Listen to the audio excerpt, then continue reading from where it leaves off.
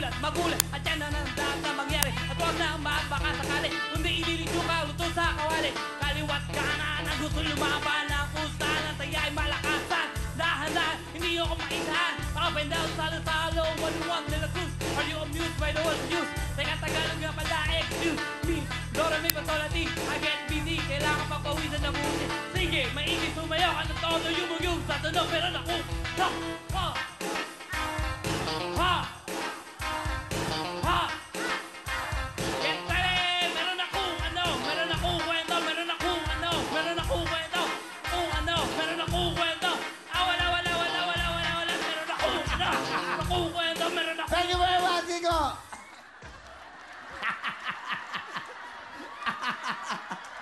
Yung mga mic. Ikaw nga mag-rap. Music. Okay, 1, 2, 3, go! Meron akong kwento, meron ako! Meron akong kwento, wala akong ano! Meron! Oh! Meron akong ano! Okay. Galing. Okay, kunin mo na yung mic. Okay. Ako naman. Music.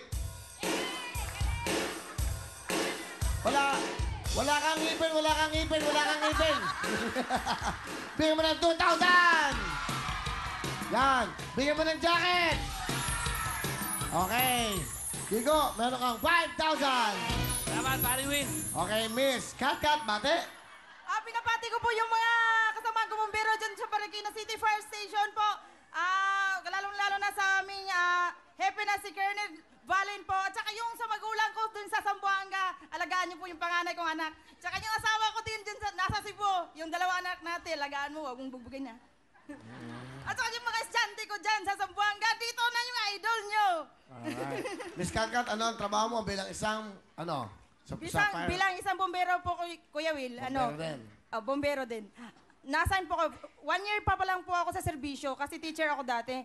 PE teacher. And then, yung gawain ko po, yung nag-i-issue kami ang nag-i-issue po ng inspection order para sa mga establishment. Halimbawa po dito sa studio, kami po ang nagpapadala ng mga inspektor. Tapos, in-inspect. Kailangan may fire extinguishers, di ba? Yes, sir. Dapat gano'n. Pag pasado po yung, i-issuehan po namin ng certificate. Yun, ang importante sa mga restaurants, sa bar, importante yan. Tama. Okay, Miss Kat, sino ang kasama nyo? Pinapakilala ko sa inyo ang aming pinakamatalinong kapatid na si Eva! Miss Eva, Good evening, Sabing Willie. hello. Miss Eva, ano gusto nyo At saka sabihin? lahat ng mga tao dito sa studio. This is my first time here. Ang saya-saya. Okay, ano gusto nyo sabihin kay Kat? Masabi ko lang sa kapatid ko, my friend ay si Mali. Sister, tandaan mo lang palagi na mag-ingat ka sa trabaho mo kasi nga delikado. Lumalaban kayo sa apoy.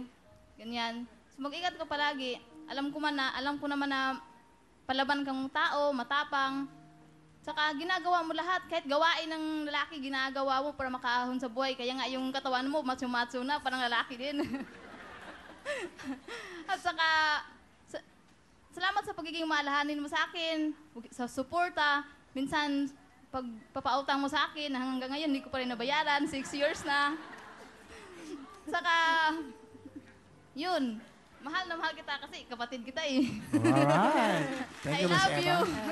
Miss Kat? Okay, ang masasabi ko po lang po sa kapatid ko, ay sister, pasensya na po na yung pangarap mong trabaho na punta sa akin. Kasi siya po ang nag-a-apply dito sa fire, kaya lang hindi siya natanggap kasi nagkulang po sa height. Kaya ako po ang pumasok, kaya ako nakapasa. Tapos, pangarap ko po kasi dati pa na maging isang firewoman kasi gusto ko po yung mas challenging na trabaho. Kasi pinalaki po ako na puro panlalaki ang trabaho kasi puro kami babae na anak ng tatay ko. Yun, alright. Sige. Thank you, Miss Eva, Miss Kat. Anong talent? Kakanta po, Kuya Win! Pakinggan po natin si Miss Kat.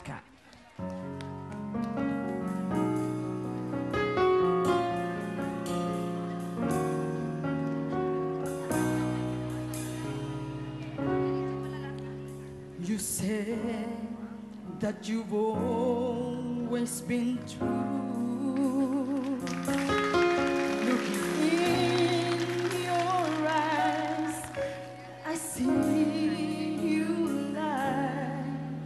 You're trying hard to hide that there's someone new you found and you want it